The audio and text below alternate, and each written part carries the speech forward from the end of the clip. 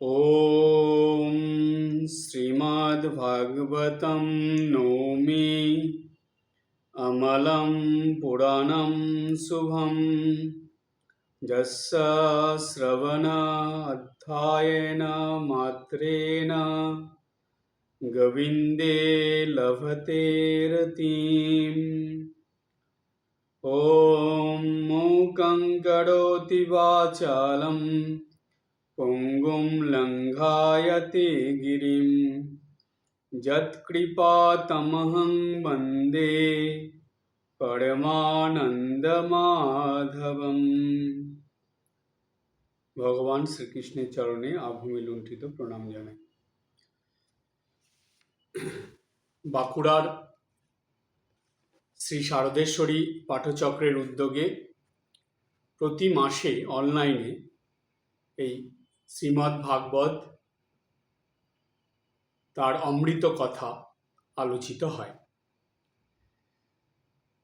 এর আগের মাসের যে আলোচনার ক্লাস ছিল সেইখানে ভগবানের যে অবতার হয়ে আসা নিরাকার ব্রহ্মস্বরূপ যিনি ঈশ্বর, তিনি সাকার হয়ে দেহ ধারণ করে ভক্তদের উদ্ধারের জন্য বা সমগ্র মানব জাতির কল্যাণের জন্য অবতার হয়ে আসেন। অবতার হয়ে এসে তিনি সেই যুগের প্রয়োজনে বা কোনো একটা বিরাট সমস্যা যেটা এই সৃষ্টির মধ্যে উথাল পাথাল করে দেয়, অর্থাৎ সৃষ্টির সমতা নষ্ট করে দেয়, সেই রকম সমস্যা সমাধানের জন্য বারবার ভগবানকে আসতে হয়েছে। এর আগে আমরা ভগবানের অবতার হয়ে আসার যে লীলা, নানা রকম অবতার হয়ে নানা রকম নামে ভগবান এসেছেন, এসে সেই অবতার লীলায় যে লীলা করে গেছেন তার মাধ্যমে তিনি কি শিক্ষা দিয়ে গেছেন সেগুলো পরপর আমরা 14 নম্বর অবতার পর্যন্ত আলোচিত হয়েছে। ভগবান চতুর্দশ অবতারে এসেছিলেন নৃসিংহ অবতার হয়ে। আজ আমাদের আলোচনার বিষয় হলো পঞ্চদশ অবতার অর্থাৎ বামন অবতার। আমরা এই বামন অবতারের কথা জানব এবং সেই সঙ্গে বামন অবতারে এসে ভগবান জগৎবাসীর জন্য কি শিক্ষা দিয়েছিলেন সেটাও জেনে নেব। এই বামন অবতারের কথা বেশিরভাগ ভক্তদেরই কম বেশি জানা, তো আমি এইখানে খুব বেশি বিস্তৃত করে এটাকে বলবো না, যতটুক না বললে নয় ততটুকুই ব্রাহ্মণ অবতারের কথা আপনাদের বলবো, বলে তারপরে এই অবতার হয়ে আসার পিছনে কি উদ্দেশ্য ছিল ভগবানের এবং কি কারণে তিনি এসেছিলেন, এই অবতার হয়ে এসে তিনি কি শিক্ষা দিয়ে গেছিলেন, এটার আলোচনার মধ্যে যাব। বামন অবতার, এই অবতারে ভগবান এসেছিলেন তখন এই সৃষ্টিতে এমন একটা সমস্যা দেখা দিয়েছিল যে সেই সমস্যার সমাধান একমাত্র ভগবান বিষ্ণুর দ্বারাই সম্ভব। কেন, তিনি তো পালন কর্তা, তো সৃষ্টিকে পালন করতে হলে সবসময় সমতা রাখা দরকার। দেখবেন এই সমতা কথাটা ছোট কিন্তু ভীষণ গুরুত্বপূর্ণ। যে কোনো মানুষের জীবনে, সমাজে, সংসারে, পরিবারে, দেশে, এমনকি এই সৃষ্টিতে এই সমতা ভীষণ গুরুত্বপূর্ণ। এটা স্বয়ং ভগবানের কথা। যখনই সংসারে সমতা নষ্ট হয় তখনই দেখবেন অশান্তি শুরু হয়ে যায়। পরিবারে সমতা নষ্ট হলেই অশান্তি শুরু হয়। দেশে, সমাজে, সর্বত্রই একই নিয়ম।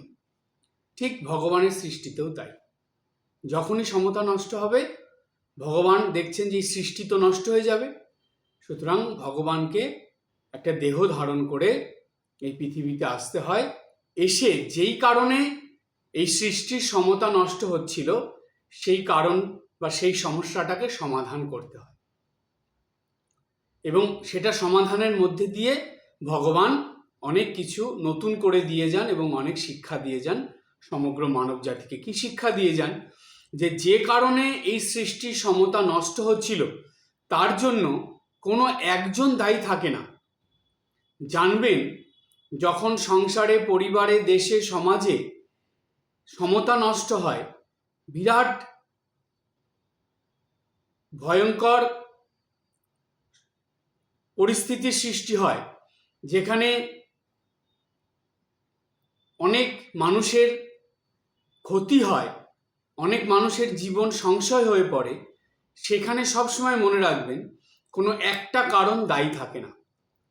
আপনারা যারা যারা ইতিহাস পড়েছেন তারা এটা ভালো করেই জানেন। ইতিহাসের পাতায় পাতায় আমরা পাই, যত যুদ্ধ হয়েছে, যত সংগ্রাম হয়েছে, যত বিদ্রোহ হয়েছে, কোনো একটা মাত্র কারণের জন্য হয়নি। তার পিছনে অনেক কারণ একসঙ্গে পুঞ্জীভূত হয়ে তারপরে সেটা একটা বিরাট আকার নিয়েছে। ঠিক তেমনি সৃষ্টিতে যখন সমতা নষ্ট হয়, তখন কোনো একটি মাত্র কারণ এর জন্য দায়ী থাকে না। এর জন্য অনেক কারণ দায়ী হয়ে থাকে, এর সঙ্গে অনেক কারণ জড়িত থাকে, আর তার জন্য অনেক মানুষ দায়ী থাকে। ঠিক ব্রাহ্মণ অবতার হয়ে ভগবান যখন এসেছিলেন, তার আগে এরকমই হয়েছিল। কি হয়েছিল সেটা আমরা একটু জানি। নৃসিংহ অবতারে আমরা প্রহ্লাদের কথা শুনেছি।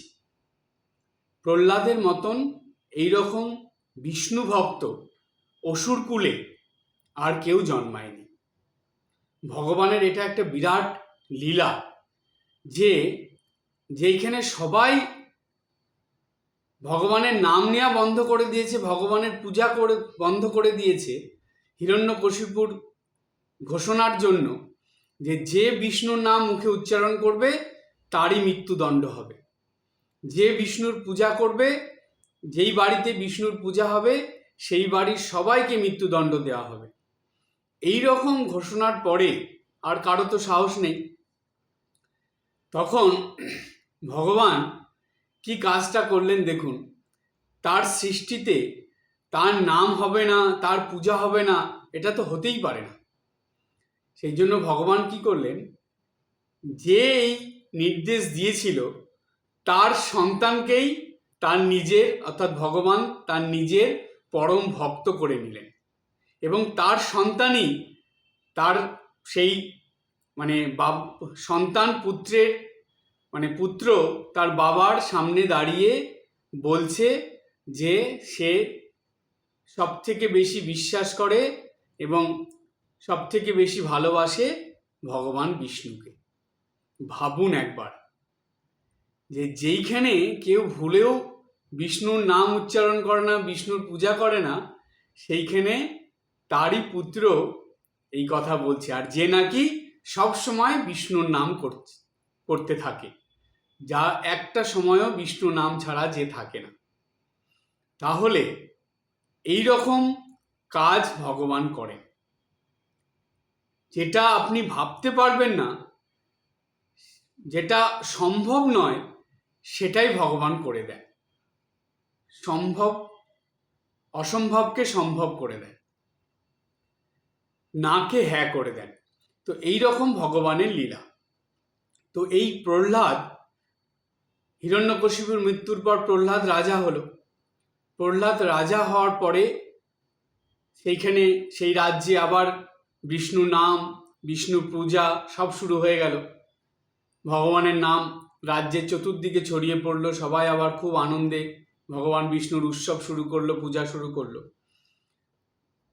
প্রহ্লাদ খুব প্রজাহিতৈষী রাজা ছিলেন। এই প্রহ্লাদের এক পুত্র ছিল, তার নাম ছিল বিরোচন। বিরোচনও খুব ভালো রাজা ছিল।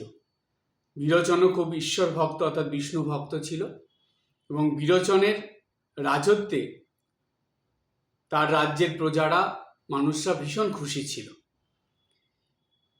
বিরোচনের পুত্র অর্থাৎ প্রহ্লাদের পৌত্র, সে ছিল অসুর বংশের মহাশক্তিশালী রাজা মহাবীর বালি। এই বালি প্রচণ্ড বীর একজন রাজা ছিলেন। এতটাই বীর যে তার বীরত্বের গাথা স্বর্গ মর্ত পাতাল সর্বত্র ছড়িয়ে পড়েছিল। আর অসুরকুলের যে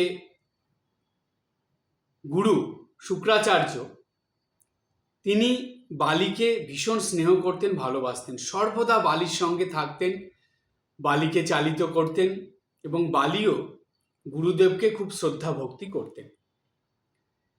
কিন্তু গুরুদেবের কথা শুনে সবই করতেন, কিন্তু বালির মধ্যে কিছু এমন গুণ ছিল যেই গুণের জন্য বালির শক্তি দিনের পর দিন বৃদ্ধি পেয়েছিল। জানবেন,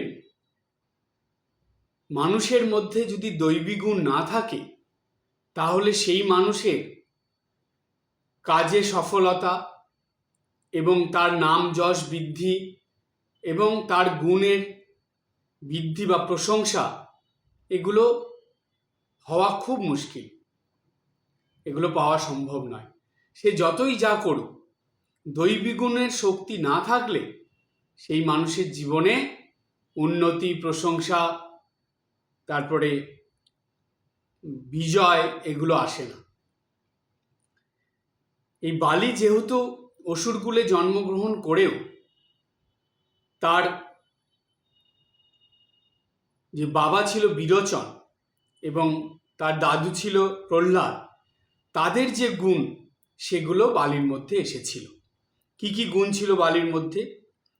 বালির মধ্যে গুণ ছিল, বালি ছিল প্রচণ্ড প্রজা হিতৈষী, অর্থাৎ প্রজাদের যে কোনো বিপদে সমস্যায় বালি তাদেরকে দুই হাত খুলে সাহায্য করতেন, তাদের সমস্যা সমাধান করে দিতেন।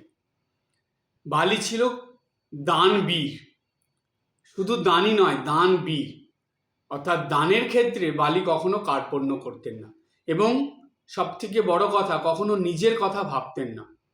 কাউকে কিছু দেওয়ার জন্য কখনো নিজের কথা ভেবে কাউকে কিছু প্রদান করতেন না, তাই তিনি ছিলেন দানবীর। যেমন দানবীর কর্ণের কথা আমরা পাই, তেমন দানবীর বালি ছিলেন। আর একটা গুণ ছিল, বালি সর্বদা সত্য কথা বলতেন, সত্যের উপর প্রতিষ্ঠিত হয়ে ছিল তার। আর এই সত্যতা রক্ষার জন্য সে নিজের জীবনের কথাও ভাবত না, অর্থাৎ সে যদি মরেও যায় এই রকম পরিস্থিতিতেও কিন্তু তার সে সত্যতা রক্ষা করত। অর্থাৎ কাউকে কোনো কথা দিলে সেইটা সে যে কোনো প্রকারেই হোক সেটা রাখার জন্য সে সর্বদা ব্যস্ত থাকত। কথা দিয়েছি মানে আমাকে সেই কথা রাখতে হবে।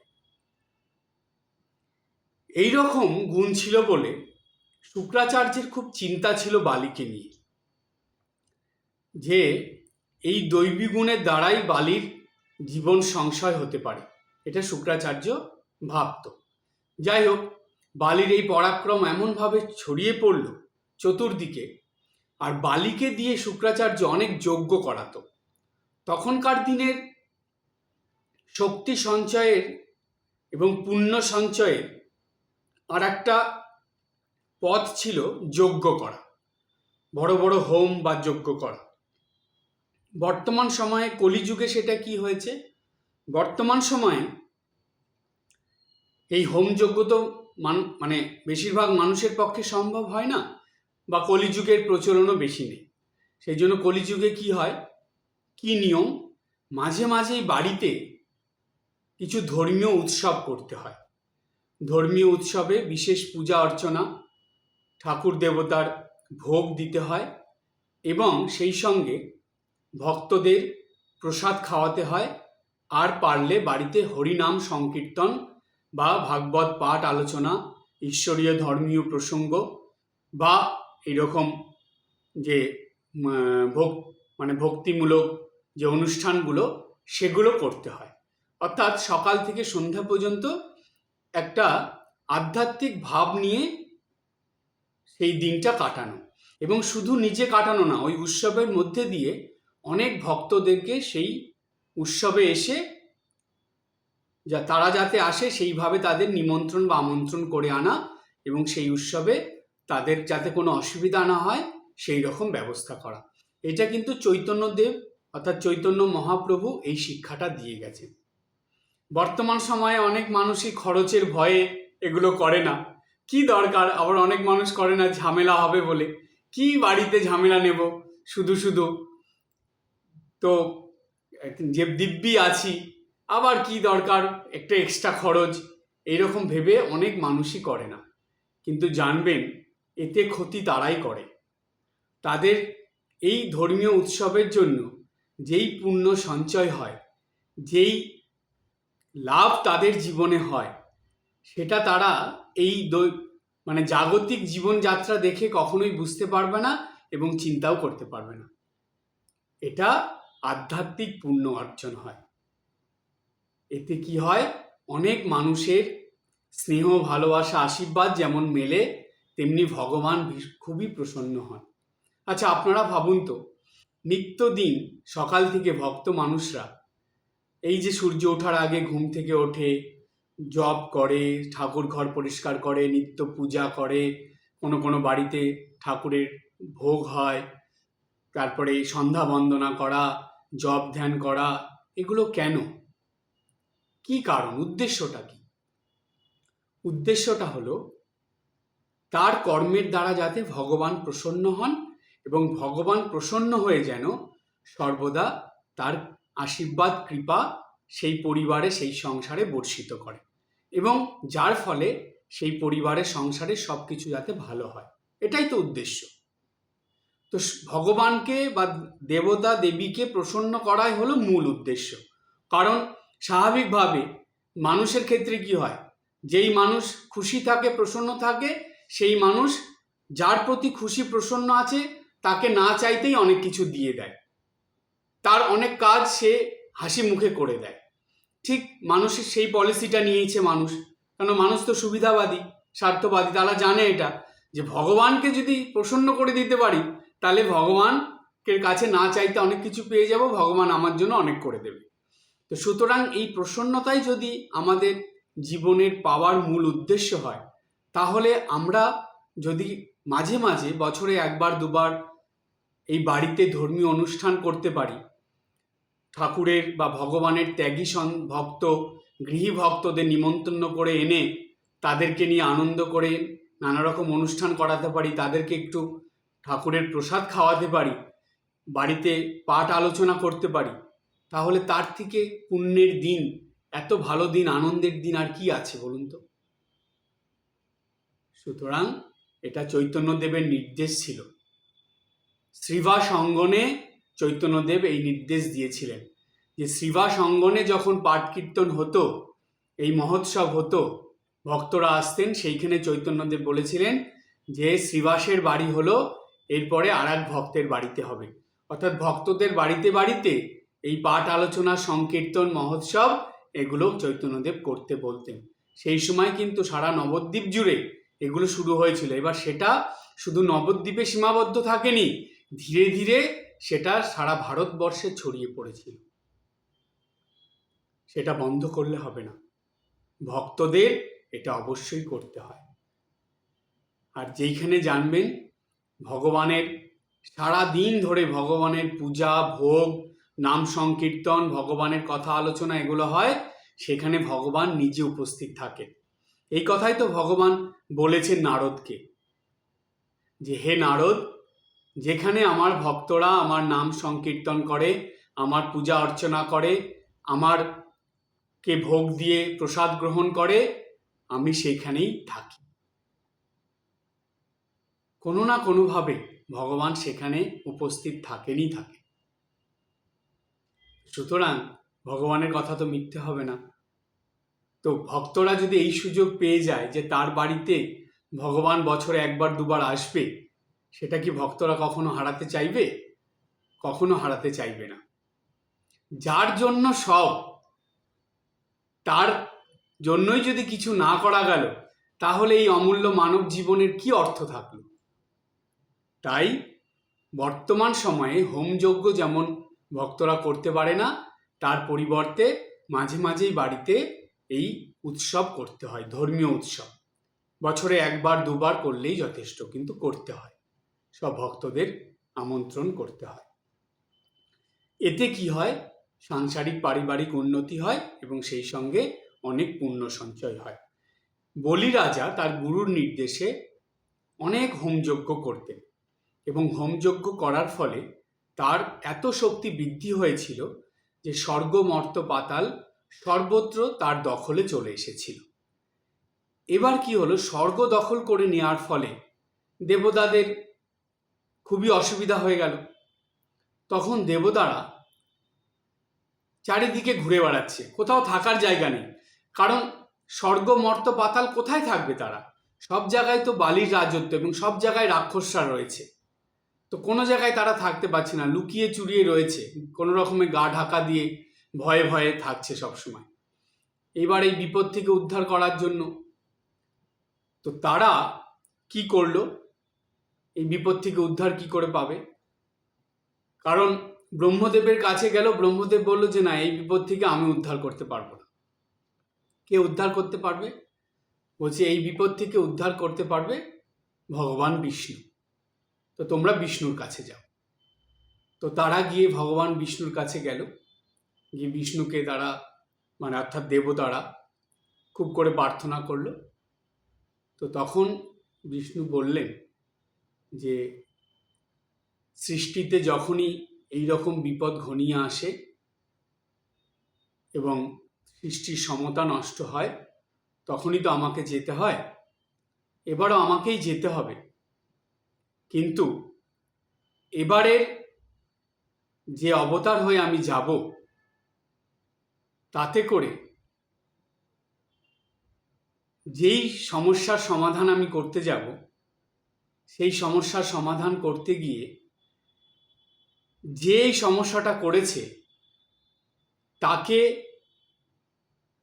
এমন কিছু আমাকে দিতে হবে যাতে তারই জয় হয়, কারণ সেই ভক্তের কাছে আমি এইবার গিয়ে বাধা পড়ে যাব।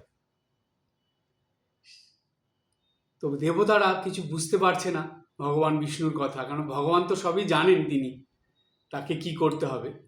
তো বিষ্ণু বললেন যে ঠিক আছে, এর জন্য তোমাদের একটা কাজ করতে হবে। সেই কাজটা কি? সেটা হলো তোমাদেরকে তোমাদের যে মা, অর্থাৎ দেবতাদের যে মা, তো তোমাদের মায়ের কাছে গিয়ে তোমাদের এই সমস্যার কথা বলতে হবে, তারপরে এর সমাধান হবে। খুবই অদ্ভুত একটা ব্যাপার, কিভাবে এটা হবে? তো সেটা আমরা এখন জানব।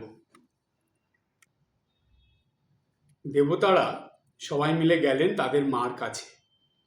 দেবতাদের মায়ের নাম কি? দেবতাদের মা ছিলেন অদিতি। তো অদিতির কাছে গিয়ে দেবতারা যখন তাদের দুরবস্থার কথা সব জানালেন, তো জানার পর অদিতির মনে খুব দুঃখ কষ্ট হলো, এত শোক হলো, সে খুব কান্নাকাটি করছে। তো অদিতি ভগবান বিষ্ণুর খুব ভক্ত ছিলেন, অর্থাৎ খুব ভক্তিমতী মহিলা ছিলেন। ভগবান বিষ্ণুর কাছে সমানে প্রার্থনা করছেন, বলছেন, কিন্তু সমস্যার সমাধান হচ্ছে না। তখন অদিতি তার স্বামী অর্থাৎ মহান ঋষি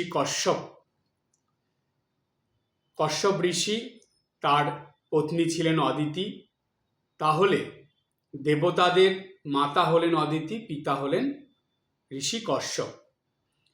এবার অদিতি কশ্যপ ঋষিকে বললেন যে এরকম ব্যাপার, একটা কিছু সমাধান চাই, আমি ভগবান বিষ্ণুর কাছে সমানে প্রার্থনা করছি, তার পূজা করছি, কিন্তু সমাধান তো পাওয়া যাচ্ছে না।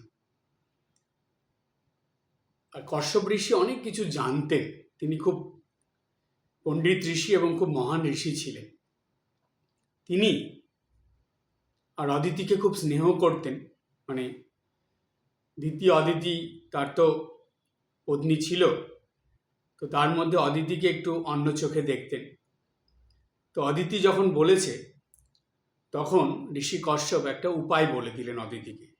বললেন যে তোমাকে একটা ব্রত করতে হবে।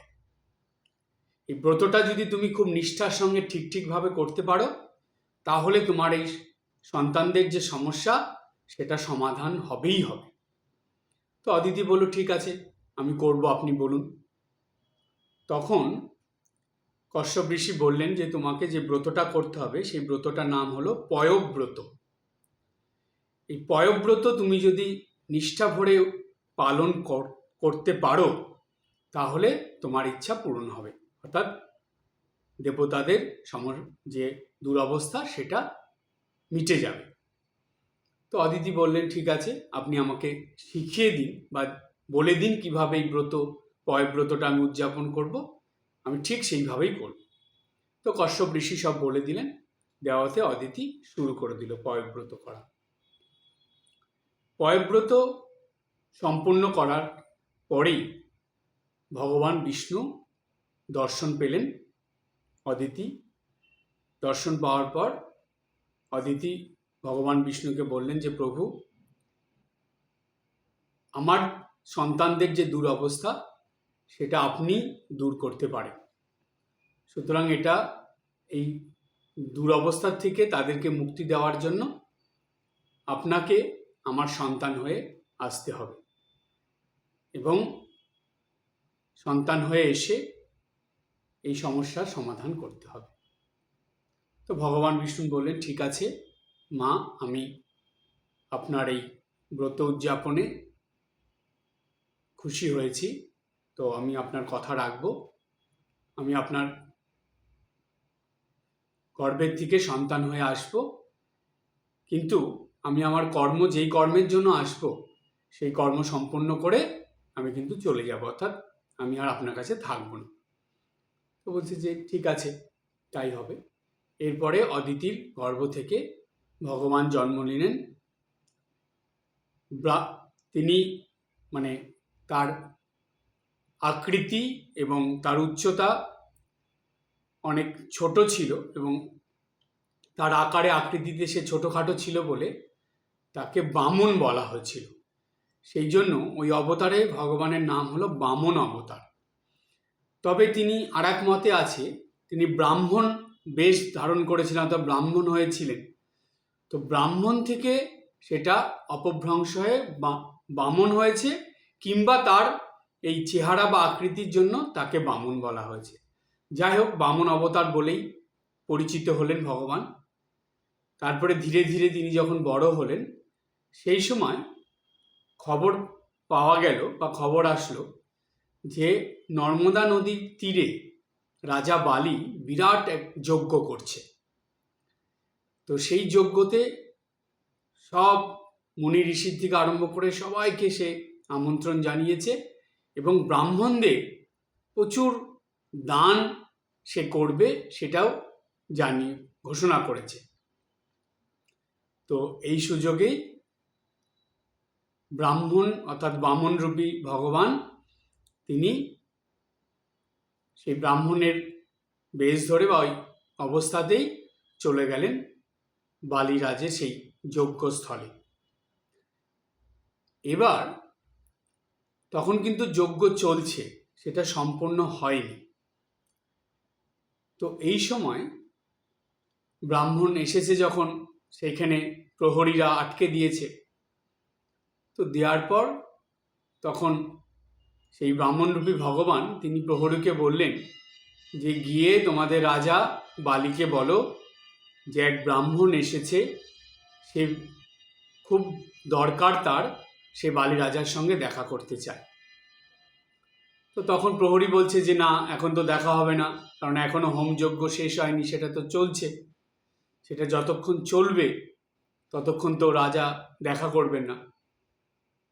তো তখন সেই ব্রাহ্মণ বলল যে না, তুমি যাও, গিয়ে রাজাকে বলো এটা যে ব্রাহ্মণ এসেছে, তার বিশেষ দরকার, সে একটু কথা বলেই চলে যাবে, একটু কথা বলতে চায় এবং সে দাঁড়িয়ে আছে, তো তুমি গিয়ে খবর দাও, আমি এখানেই দাঁড়িয়ে থাকবো। তো প্রহরী এত করে যখন বলছে, সে গেল, গিয়ে বালি রাজাকে খবর দেওয়া হলো এবার বালি রাজা ব্রাহ্মণ বিপদে পড়ে বা দরকারে পড়ে এসেছে, এবার সে হয়তো সাহায্য চায়, তো সাহায্যের জন্য তো বালি রাজা পিছপা হবে না কখনো, সে তো ঝাঁপ দিয়ে দেবে বা এগিয়ে চলবে। তো তখন যজ্ঞস্থল থেকে উঠে যাওয়ার জন্য যেই উদ্যত হয়েছে, সঙ্গে সঙ্গে শুক্রাচার্য তিনি বালি রাজাকে থামিয়ে দিয়েছে। বলছে যে না, বালি তুমি যাবে না, তুমি বসো, যজ্ঞটা শেষ হোক তারপরে যাবে, ব্রাহ্মণ একটু অপেক্ষা করো। তো বালি বলছে যে না, এটা হয় না, ব্রাহ্মণ তার ভীষণ জরুরি দরকার, খবর পাঠিয়েছে, তো এখন তার এই দরকারে যদি আমি গিয়ে সাহায্য না করি, তার কাছে না যাই, তার কথা না শুনি, তাহলে ব্রাহ্মণের যদি ক্ষতি হয়ে যায় এই পাপ আমার ঘাড়ে আসবে। সুতরাং আমি এই যজ্ঞস্থলে বা এই মহান যজ্ঞতে পুণ্যস্থলে কোনো পাপ কাজ কিছু করতে পারবো না, তো আমাকে যেতে হবে। তো শুক্রাচার্য বলছে যে ঠিক আছে বালি, তোমাকে যেতে হবে না, তুমি থাকো, আমি গিয়ে দেখছি কি ব্যাপার। তো বালি বলল আচ্ছা ঠিক আছে যান। শুক্রাচার্য গেল, গিয়ে ব্রাহ্মণকে বলল যে না, এখন দেখা করা যাবে না, ব্রাহ্মণ তুমি অপেক্ষা করো, নয় আজকে চলে যাও, কালকে আসবে, আর যদি আজকে দেখা করতে হয় তাহলে অপেক্ষা করো, যজ্ঞ যখন শেষ হবে তখন। তো ব্রাহ্মণ বলে এই যজ্ঞ শেষ হতে হতে তো অনেক দেরি, তো অতক্ষণ তো আমি অপেক্ষা করতে পারবো না, তাহলে আমাকে তো ফিরে যেতে হবে। তো আজকে এই মহান দিনে, পুণ্য দিনে এক ব্রাহ্মণ অসুবিধায় পড়ে এইখানে এসেছে, আর তাকে এইভাবে চলে যেতে হবে, তাতে কি আপনাদের মঙ্গল হবে? তো শুক্রাচার্য তখন বলল যে না, তাহলে তুমি অপেক্ষা করো, এখন বালি আসতে পারবে না। এই কথা বলে শুক্রাচার্য চলে গেল। বালি যাওয়ার পরে বালি জিজ্ঞেস করলো যে গুরুদেব কি হয়েছে, ব্রাহ্মণ কি বলল? তো বললো না, ওই ব্রাহ্মণ এরকম বলছে, ওকে আমি অপেক্ষা করতে বললাম, সে বলছে না এতক্ষণ অপেক্ষা করতে পারবে না, সে চলে যাবে, নানা রকম কথা বলছে, ও ছেড়ে দাও, ওকে চিন্তা করতে হবে না, তুমি যজ্ঞটা কমপ্লিট। তখন বালি দেখলো যে না, এত কিছু ব্যাপার আছে। তখন বালি বলল যে না গুরুদেব, আমাকে যেতে হবে, আর না হলে ব্রাহ্মণকে এখানে ডাকুন। তো যাই হোক, তো বালি উঠে গেল, ব্রাহ্মণকে ডাকা হলো। এবার ব্রাহ্মণ যখন ভিতরে এসেছে, বালি যখন গেছে, ব্রাহ্মণের সঙ্গে কথা হচ্ছে বালি, তখন শুক্রাচার্য, সে তো শ্বশুরদের গুরু ছিল এবং তারও তো তপস্যার ভীষণ শক্তি ছিল, সে তখন বুঝে ফেলল যে এই হলো স্বয়ং ভগবান বিষ্ণু, এই ব্রাহ্মণের বা বামন বেশ ধরে এইখানে এসেছে, বলির এই যজ্ঞটা সম্পন্ন হতে দেবে না, এবং এই দেবতাদের সুবিধার জন্য বা দেবতাদের মঙ্গলের জন্য, কল্যাণের জন্য সে নিশ্চয়ই কোনো ফন্দি এঁটে বা বুদ্ধি করে এসেছে। তো সেই কারণে কি করলো, শুক্রাচার্য বালিকে বলল যে বালি, তুমি কিন্তু ব্রাহ্মণকে কোনো কথা দেবে না, তার কথাগুলো শোনো, কোনো কথা দিও না, এ কিন্তু ব্রাহ্মণ বেশে স্বয়ং ভগবান বিষ্ণু এসেছে, সুতরাং এ চালাকি করে কিন্তু তোমাকে তোমার এই যজ্ঞ থেকে তোমাকে সরিয়ে এনেছে, তোমার যজ্ঞ সম্পন্ন হতে দেবে না, এবং সেই সঙ্গে ও কিন্তু তোমার হাত থেকে স্বর্গ মর্ত এগুলো সব ছিনিয়ে নেবে। তো বালি তখন গুরুদেবের কথা শুনে বলছে যে ঠিক আছে, দেখি গুরুদেব কি হয়, ব্রাহ্মণ কি বলে একটু শুনি। তো তখন বালি বলল যে হে ব্রাহ্মণ, আপনি বলুন আপনার কি দরকার। বলছে যে আমার যেটা দরকার আপনি সেটা দিতে পারবেন না, ভাবছি আপনাকে আর বলবো না। তো বালি হাসলো, হেসে বলল যে আপনি আমাকে হাসালেন, আজ পর্যন্ত বালি, যে নাকি স্বর্গমর্ত পাতালের রাজা, সে দিতে পারে না এমন কিছু নেই, তার হাতে সব, যে যা চায় বালি তাকেই সেটা দেয়। তো আপনি একটা ব্রাহ্মণ, আপনি বিপদে পড়ে আমার কাছে এসেছেন, আর আমি আপনাকে আপনি যেটা চাইবেন দিতে পারবো না, এটা তো কখনো হয় না। তো আপনি হেয়ালি না করে আপনি বলুন আপনার কি দরকার। তখন সেই বামনরূপী ভগবান তিনি বললেন যে বালি, আমি বলতে পারি, কিন্তু তার আগে আপনাকে কথা দিতে হবে যে আমি যা চাইবো আপনি সেটা দেবেন, এবং শুধু কথা দিলে হবে না, আপনাকে সংকল্প করতে হবে। তো বালি তখন বলল ঠিক আছে, আমি রাজি। বালি, তার ভিতরে একটু অহংকার ছিল, স্বর্গমর্ত পাতালের রাজা, সমস্ত ঐশ্বর্যের অধিকারী, তার হাতে সব, আর সেই কিছু দিতে পারবে না এমন তো হয় না। সুতরাং বালি বলল যে ঠিক আছে, আমি কথা দিলাম, যেটা চাইবেন আমি সেটাই দেব এবং সংকল্প করব। শুক্রাচার্য বালিকে বারবার বলছে যে তুমি কিন্তু সংকল্প করো না, কথা দিও না। তো বলছে যে না, আমাকে তো কথা তো দিয়েছি, আমাকে সংকল্প করতেই হবে। তো শুক্রাচার্য তখন কি করলো, বুদ্ধি করে সূক্ষ্ম শরীরে সেই কোমণ্ডলুর ভিতরে গিয়ে, যেখান দিয়ে কোমণ্ডলুর জল বেরোয়, যে জল হাতে নিয়ে তো সংকল্প করতে হয়, গঙ্গা জল হাতে নিয়ে, তো জল যাতে না আসে বাইরে, সেজন্য সেই কোমণ্ডলুর ভিতরে গিয়ে মুখটা আটকে দিল। এবার বালি কোমণ্ডলু নিয়ে হাতে জল ঢালার জন্য যতই কোমণ্ডলু কাত করছে, কিছুতেই জল পড়ছে না। তখন সেই ভগবান বামন বেশে যে ছিল, সে বামন রূপে সে ভগবান বললেন বালিকে যে বালি, এটা এইভাবে হবে না, আমি এটার ব্যবস্থা করছি। বলে ভগবান একটা ছোট্ট কাঠি নিলেন, নিয়ে সেটাকে কোমণ্ডলুর যেখান দিয়ে জল পড়ে সেখান দিয়ে কাঠি ঢুকিয়ে জোরে করে খোঁচা দিলেন। আর ওই কাঠির খোঁচাতে শুক্রাচার্যের একটা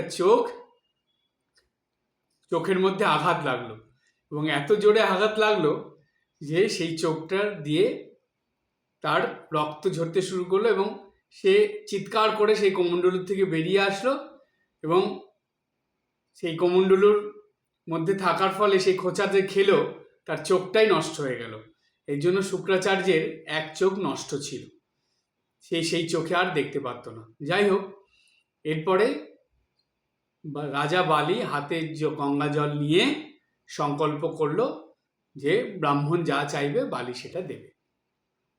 এবার ব্রাহ্মণ বলল যে বালি, আমার 3 পা জমি লাগে, আমার পায়ের 3 পা জমি আমার দরকার, সেটা তুমি আমাকে, মানে আমার দরকার বলে তুমি আমাকে দেবে, এটাই আমার চাই। তো বালি খুব হাসলো, হেসে মানে এইটাই ভেবে হাসলো যে 3 পা জমির জন্য সে ব্রাহ্মণ আমাকে সংকল্প করিয়ে নিল, আর যেই বালি নাকি স্বর্গমর্ত পাতালের অধীশ্বর রাজা, তার কাছে এই 3 পা জমি। তো বালি বলল ঠিক আছে, আপনি এই স্বর্গমর্ত পাতালে যেখানে খুশি 3 পা মেপে নিন, সেই জমি আমি আপনাকে প্রদান করব, এবং বরঞ্চ তার থেকে আরো বেশি আপনাকে দেব। তো তখন সেই বামনরূপী ভগবান হাসি মুখে বলল ঠিক আছে, আমি 3 পা জমি নিচ্ছি বলে প্রথম পা বাড়ালো। প্রথম পায়ে সে ঢেকে দিল স্বর্গ এবং মর্ত, এক পায়ে তলায় সে নিয়ে নিল। দ্বিতীয় পায়ে সে পাতাল লোক নিয়ে নিল। তাহলে 2 পায়েই স্বর্গ মর্ত এবং পাতাল ঢেকে দিল। আর এক পা জমি কোথার থেকে দেবে, মানে পাবে? তখন ভগবান বলল যে বালি, আমি তো 2 পা দিয়েই স্বর্গ মর্ত পাতাল আমার পায়ের তলায় এসে গেল, মানে এরপরে 3য় পা দেওয়ার জন্য জায়গা কোথায়? তখন বালি তো বুঝে গেছে এ তো স্বয়ং ভগবান বিষ্ণু। তখন বালি হাত জোর করে বলল যে হে বামনদেব, আমি তো জানি আপনি স্বয়ং ভগবান বিষ্ণু হয়ে এসেছেন। হে প্রভু, আমি যেহেতু আপনাকে কথা দিয়েছি, তাই 3য় পা আপনি আমার মাথার উপরে দিন, কেননা স্বর্গমর্ত পাতালে তো আর জায়গা নেই, তো তাই 3য় পা আমার মাথার উপরে রাখুন। তো এতে ভগবান বিষ্ণু ভীষণ খুশি হলেন, এবং সেই সময় ভগবান বিরাট আকার ধারণ করেছিলেন। সেই যে ভগবানের বিরাট আকার, এই বিরাট আকারটার একটা নাম আছে। যেমন গীতাতে অর্জুন যখন ভগবানের বিরাট রূপ দেখেছিল, সেই রূপটার নাম ছিল বিশ্বরূপ, অর্থাৎ বিশ্বরূপ দর্শন। সারা বিশ্বে ভগবান ছেয়ে রয়েছে, তাই বিশ্বরূপ দর্শন হয়েছিল।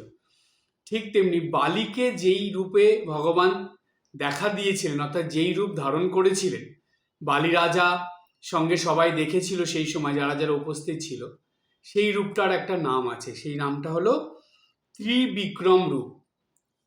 ভগবানের সেই রূপটার নাম ত্রিবিক্রম রূপ। এই রূপে ভগবান বিরাট আকার ধারণ করে প্রকটিত হয়েছিল এবং বালি রাজার উপর খুব সন্তুষ্ট হয়ে বালি রাজার মাথার উপরে পায়ের দিয়ে রেখে ভগবান বললেন বালিকে যে, বালি, তুমি কি চাও বলো, কি বর চাও? বলছে, ভগবান, আমি আপনার শরণাগত হয়ে থাকতে চাই এবং আপনি আমাকে যেখানে থাকতে বলবেন, যেখানে থাকার নির্দেশ দেবেন, সেখানে আমার সঙ্গে আপনাকেও থাকতে হবে, আমি এটাই চাই। তো ভগবান তখন বালিকে বললেন যে, তুমি স্বর্গ মর্ত ছেড়ে দাও, তুমি পাতাল লোকে চলে যাও। পাতাল লোকে গিয়ে সেখানকার অধীশ্বর হয়ে তুমি থাকো। আর যেহেতু আমি তোমার উপর খুব প্রসন্ন হয়েছি, তাই আমি তোমাকে কথা দিলাম, পাতাল লোকে তুমি যতদিন থাকবে আমিও সেখানে থাকব। তুমি নিত্য আমার পূজা অর্চনা করবে, আর যেখানে আমার নিত্য পূজা অর্চনা, আমার নাম জপ হয়, আমি সেখানেই থাকি। তো তুমি পাতাল লোকে নিত্য আমার নাম জপ করবে, পূজা করবে এবং সেইখানে আমার ভজন কীর্তন করবে, আমি সেখানেই থাকব। ভগবান কথা দিলেন থাকবেন এবং সেই সঙ্গে বালির উপর এতটাই প্রসন্ন ছিলেন ভগবান, তো বললেন যে, বালি, এখন থেকে কিছু বছর পরে এক মন্বন্তর হবে, সেই মন্বন্তরে তুমি ইন্দ্রপদ লাভ করবে। সেই মন্বন্তরের আগে পর্যন্ত তুমি পাতাল লোকে থাকবে। যখন মন্বন্তর হবে, সেই মন্বন্তরে যেহেতু তুমি নিত্যদিন আমার সেবা পূজা অর্চনা করবে, আমার এত বড় ভক্ত তুমি, তাই সেই মন্বন্তরের পর তুমি ইন্দ্রত্ব বা ইন্দ্রপদ লাভ করবে। এই আশীর্বাদ করে ভগবান তার বামন অবতারে আবার ফিরে এসে তারপরে তার বিষ্ণু লোকে ফিরে চলে গেল। আর বালিও ভগবানের কথা শুনে পাতাল লোকে চলে গেল এবং ভগবান সেখানে বালিকে দর্শন দিলেন, বললেন, আমি তোমার এই লোকেই থাকব। তো এই ছিল মহারাজ বা শক্তিশালী রাজা বালির ঘটনা। এই যে সম্পূর্ণ ঘটনাটা আমরা শুনলাম, বা ভগবানের বামন অবতারের যে কথা শুনলাম, এই ঘটনার মধ্যে এই অবতারে এসে ভগবান কি শিক্ষা দিলেন এবং এই ঘটনার থেকে আমরা কি শিক্ষা পেলাম সেটা একটু জেনে নেব। এই বামন অবতারের ঘটনার থেকে আমরা 5টা শিক্ষা পেলাম। কি সেই 5টা শিক্ষা? প্রথম, কোনো কিছুর অহংকার, এমনকি দানের অহংকারও ভালো নয়, ভগবান এতে অপ্রসন্ন হন। বালি রাজা, সে এত মহান রাজা, শক্তিশালী রাজা, তার এত গুণ, এত দৈবী গুণ তার মধ্যে, এত সে প্রজাহিতৈষী, সত্যনিষ্ঠ, দানবীর, কিন্তু তার মধ্যেও একটা অহংকার এসে গিয়েছিল। কি অহংকার ছিল? যে স্বর্গমর্ত পাতাল জয় করে নিয়েছে, সুতরাং তার কাছে আর পাওয়ার কিছু নেই, সে এখন সবাইকে সব কিছু দিতে পারে, যে যা চাইবে তাকেই সেটা সে দিতে পারে। এইরকম একটা অহংকার বালির মধ্যে এসে গিয়েছিল।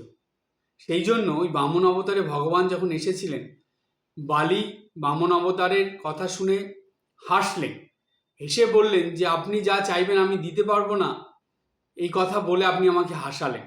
কারণ স্বর্গমর্ত পাতালের যিনি রাজা, তার কি কিছু দিতে পারবে না এরকম হয় নাকি কখনো? তো এটা অহংকারের কথা ছিল। তারপরে আরেকটা অহংকারের কথা বলেছিল যে, আমি যে যা চাই তাকে সেটা দান করি, সেটা দিই, সুতরাং আমি দিতে পারবো না এমন কিছু নেই, আমি সবাইকে দান করি, অর্থাৎ আমি কারো কাছ থেকে কিছু নেব না, আমি সবাইকে দান করব, এটাও একটা অহংকার। এই দুটো অহংকার বালির মধ্যে ছিল বলে বালির কিন্তু এই অহংকারের পতন হলো। ভগবান ইচ্ছা করেই সেটা করালেন। তাই জানবেন, আমাদের শাস্ত্রে একটা কথা আছে যে ভগবান বিষ্ণু কখনো কোনো ভক্তের বা কোনো মানুষের অহংকার একদম সহ্য করতে পারেন না। তাই যেভাবেই হোক সেই অহংকারের পতন ভগবান করাবেনই করাবেন। তাই ভক্ত মানুষদের এটা শিক্ষা যে তারা যেন কখনোই, সে যত বড় লোক হোক, যত তার কাছে যা কিছু থাকুক না কেন, যত ধন সম্পত্তি, যত টাকা পয়সা যাই থাকুক না কেন, সে যেন কখনো কোনো কিছু নিয়ে অহংকার না করে। অহংকার মনে আসলেই জানবেন ভগবানের কাছে কিন্তু কঠিন পরীক্ষা দিতে হবে, নাকের জলে চোখের জলে এক হয়ে যেতে হবে। তাই অহংকার হলেই ভগবান তার পতন ঘটান। সুতরাং শিক্ষা হলো এই যে ভগবানের ভক্ত হলে কখনো কোনো কিছু নিয়ে যাতে আমরা ভুলেও অহংকার না করি। দ্বিতীয় শিক্ষা, মায়েরা, এটা হলো মায়েদের জন্য খুব মূল্যবান শিক্ষা। মায়েরা সন্তানের বিপদ হলে সেটা কখনো সহ্য করতে পারে না। সন্তানদের দুরবস্থা হলে কোনো মা কখনো সহ্য করতে পারে না। তো এমন কিছু পরিস্থিতি হয় মায়েদের যে তখন তাদের করার কিছু থাকে না, তারা নিজেরা কিছু করতে পারে না। তখন তাদের কোনো দেবতা বা দেবীর সাহায্য নিতে হয়, কিংবা কোনো সাধু সন্ন্যাসী কাছ থেকে কিছু উপায় শুনে সেটা অবলম্বন করে চলতে হয়। যার ফলে কি হয়, বিশ্বাসে মিলায় বস্তু, তারা বিশ্বাস করে যদি সেটা করে তাহলে কিন্তু সেই বিপদ বা সেই দুরবস্থা থেকে সে তার সন্তানদের উদ্ধার করতে পারে।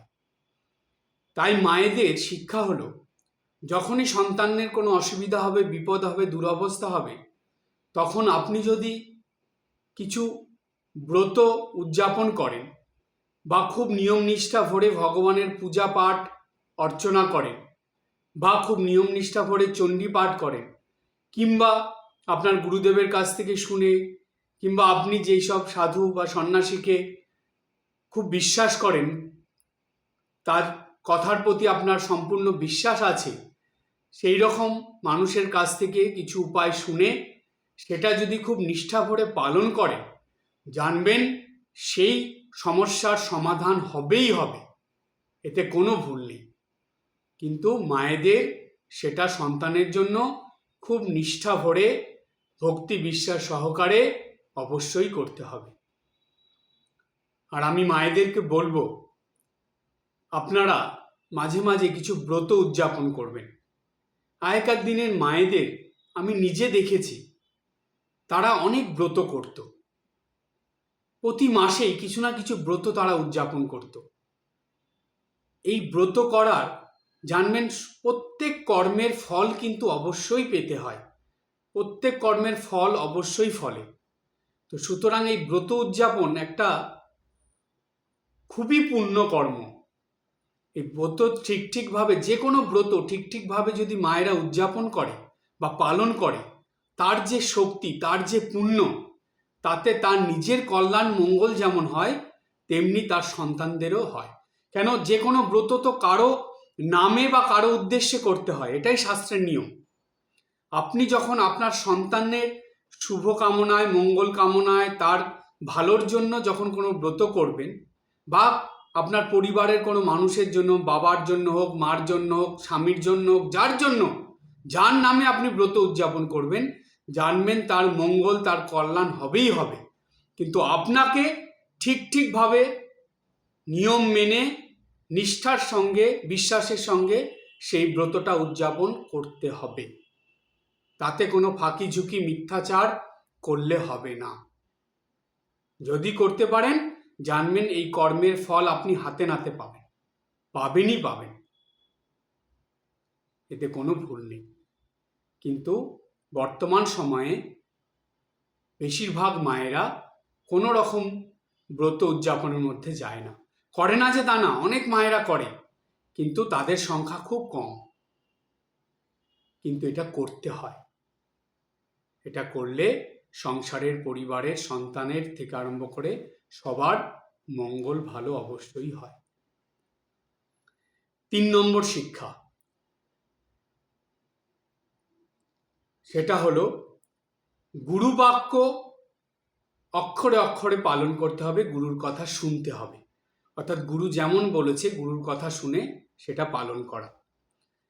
যেমন আমরা দেখলাম যে গুরু বাক্য পালন না করে বালির মহাশক্তিশালী, এত বিখ্যাত মহান যে রাজা বালি, তার কেমন বিপদ হলো। গুরু শুক্রাচার্য, গুরু কিন্তু কখনো শিষ্যের ক্ষতি চায় না, খারাপ চায় না, এটা কখনো হতে পারে না। যে ঠিক ঠিক গুরু হবে সে সর্বদা শিষ্যকে সব অবস্থার থেকে রক্ষা করবে, শিষ্যের যাতে ভালো হয়, মঙ্গল হয়, গুরুদেব সর্বদা তাই করেন। সুতরাং গুরু বাক্য পালন করলে, গুরু বাক্য মানলে, গুরুর নির্দেশ মতন চললে সেই শিষ্যের ভালো হবেই হবে। নিত্যদিন পালন করলে সেই শিষ্যের জীবনে বিরাট উন্নতি হয়, ক্রমাগত উন্নতির পথে সেই শিষ্যের জীবন এগিয়ে যায়। সেই জন্য গুরু বাক্য অক্ষরে অক্ষরে পালন করতে হয়। গুরু বাক্য পালনের মধ্যে কোনো রকম কম্প্রোমাইজ আনতে নেই, কোনো রকম ছলচাতুরি করতে নেই, কোনো রকম কুড়েমি আলস্য আনতে নেই। দেখুন, বালি গুরুদেব তার শুক্রাচার্যের কথা শুনল না বলে তাকে কিন্তু এত বড় বিপদের মধ্যে পড়তে হলো। যদি গুরু বাক্য পালন করতো বালি, তাহলে তাকে কিন্তু এই বিপদের মধ্যে পড়তে হতো না। তাই গুরু বাক্য পালন করতে হবে। 3 নম্বর শিক্ষা হলো। 4 নম্বর শিক্ষা কি? কথা দিলে, কাউকে যদি কোনো কথা আপনি দিলেন বা যদি কিছু করার জন্য সংকল্প করেন, তবে সেটা আপনাকে অবশ্যই পালন করতে হবে। যদি না করেন, জানবেন এতে মানুষ যেমন অসন্তুষ্ট হবে আপনার প্রতি বিশ্বাস হারাবে, তেমনি ভগবানও আপনার প্রতি অসন্তুষ্ট হয়ে যাবে। ভগবানও আপনাকে দূরে সরিয়ে দেবে। আপনার ভিতরের ভালো গুণগুলো ধীরে ধীরে নষ্ট হয়ে যাবে। বর্তমান সময়ে বেশিরভাগ মানুষ কথা দিয়ে রাখেই না, ভুলে যায়, পরে বলে না আমি কথাই দিইনি, আর কথা দিয়ে সেটা পালনও করে না। সংকল্প তো দূরের কথা, কথা দিয়ে কথাই রাখে না, আবার সংকল্প। কিন্তু এইটা একদম ভালো নয়। এতে মানুষ অপরের কাছে অবিশ্বাসের পাত্র হয়ে যায়, অপরের কাছে খারাপ হয়ে যায় এবং ভগবানের কাছ থেকে অনেক দূরে সরে যায়, ভগবানের চোখেও সে খারাপ হয়ে যায়। তাই বালি জীবন থেকে এই শিক্ষা, কথা যেটা দিতে হবে সেটা রাখতে হবে এবং সংকল্প করলে সেটা পালন করতে হবে। অনেক মানুষ আছে ঠাকুর দেবতার কাছে গিয়ে কোনো সংকল্প করে আসে, পূজা দিতে যখন যায় না সংকল্প করে। কেমন সংকল্প জানেন? কোনো একটা প্রার্থনা করলো যে আমার এইটা যদি হয়ে যায় তাহলে আমি হে দেবতা বা হে দেবী আপনাকে এই জিনিসটা দেব বা আপনার জন্য এটা করব। বেশ কিছুদিন হয়ে গেছে, হয়তো সেই সংকল্প যেটা চেয়েছিল সেটা পূরণ হতে অনেক সময় লাগলো, পূরণ হয়ে গেল, কিন্তু সেই দেবতা বা দেবীর কাছে যে সংকল্প করেছিল সেটা ভুলে যায়, আর সেটা পূরণ করে না। তার সমস্যার সমাধান হয়ে গেছে, বাস, আর কে মনে রাখে? দরকার নেই, সেই মন্দিরে আর যেতেই চায় না, যাই না, আর অন্য কোথাও চলে যায়। This is very bad habit. এটার জন্য মানুষের অনেক ক্ষতি হয়, অনেক ক্ষতি হয়। এগুলো সূক্ষ্ম আকারে মানুষের জীবনে ভয়ঙ্কর পরিণতি ডেকে আনে। সেই জন্যই মাস্ট বি অ্যালার্ট। যখনই কোনো, এই ভক্তদের একটা পাগলামো আছে, সেটা কেমন জানেন? যখনই কোনো সমস্যায় বিপদে পড়ে, যে কোনো দেবদেবীর মন্দিরে গিয়ে পূজা দিয়ে একটা সংকল্প করে ফেলে। এবার তার সেই বিপদ বা সমস্যা দূর হয়ে গেল, কিন্তু সেই সংকল্পের কথা ভুলে যায়, সেটা আর পূরণ করে না, সেই মানত আর পূরণ করে না। ফলে কি হয় জানেন? সেটা আরও, সেই সমস্যাটা সমাধান হয়ে যাওয়ার পর আবার সমস্যা সৃষ্টি হয় এবং এমন সমস্যা হয়, এমন দুরবস্থা হয় যে তাকে আগের থেকে আরো বেশি ভয়ঙ্কর পরিস্থিতির সৃষ্টি করে। সেই জন্য কখনো এটা ভোলা যাবে না। যেটা সংকল্প করবেন সেটা অবশ্যই, যেটা মানত করবেন সেটা অবশ্যই পালন করবেন, একদম ভুলবেন না। আর যাকে যেটা কথা দেবেন সেটা রাখার চেষ্টা করবেন। নিজের ক্ষতি হলেও কথা রাখবেন, নিজের ক্ষতি হলেও সংকল্প পূরণ করবেন। এটাই বালির জীবন থেকে এটা হলো একটা খুব বড় শিক্ষা। আর 5 নম্বর শিক্ষা কি? 5 নম্বর শিক্ষা হলো নিজ কর্মের প্রতি নিষ্ঠা এবং দৃঢ়তা থাকলে ভগবানও তার কাজে সাহায্য করেন ও তার সঙ্গে থাকেন। বালি রাজার নিজের কাজের প্রতি, নিজের কর্মের প্রতি এত বিশ্বাস, এত দৃঢ়তা ছিল এবং এত নিষ্ঠা ছিল, যার ফলে ভগবান তার প্রতি সন্তুষ্ট হলেন এবং তাকে যেখানে রাখলেন সেখানে তার কথা মতন ভগবান তার সঙ্গে থাকলেন। আর কি করলেন? যে ভগবান তাকে এমনভাবে সাহায্য করলেন যে তাকে স্বর্গের মতন সুখে রাখলেন। ভগবান যেই ভক্তের সঙ্গে থাকে সেই ভক্তের কি আর আলাদা করে স্বর্গের দরকার আছে? সে তো স্বর্গের থেকে বেশি সুখে আছে, বৈকুণ্ঠ লোকে আছে। ভগবান স্বয়ং যেখানে আছেন সেখানে তো সেই ভক্তের সর্বদাই উৎসব, সর্বদাই আনন্দ। তাই জানবেন যে যেই মানুষের শিক্ষাটা হলো এই, যেই মানুষ তার নিজের কর্মের প্রতি নিষ্ঠা রাখে, নিত্যদিন নিষ্ঠার সঙ্গে ভগবানের প্রতি বিশ্বাস রেখে ভগবানের কথা ভেবে নিত্যদিন কর্ম করে এবং তার নিজের সংকল্পে কর্মে দৃঢ় থাকে, সেই মানুষের প্রতি, সেই ভক্তের প্রতি ভগবান প্রসন্ন থাকেন এবং তার সঙ্গে সর্বদা ভগবান থাকে। অর্থাৎ তাকে সব কিছুতেই ভগবান সাহায্য করে।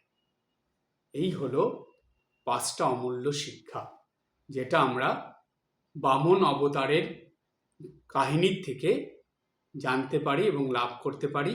এবং এই 5টা শিক্ষা নিত্যদিন ভক্তরা অবশ্যই পালন করতে পারে, এটা পালন করা সম্ভব, সেইভাবেই এইখানে বলা হলো।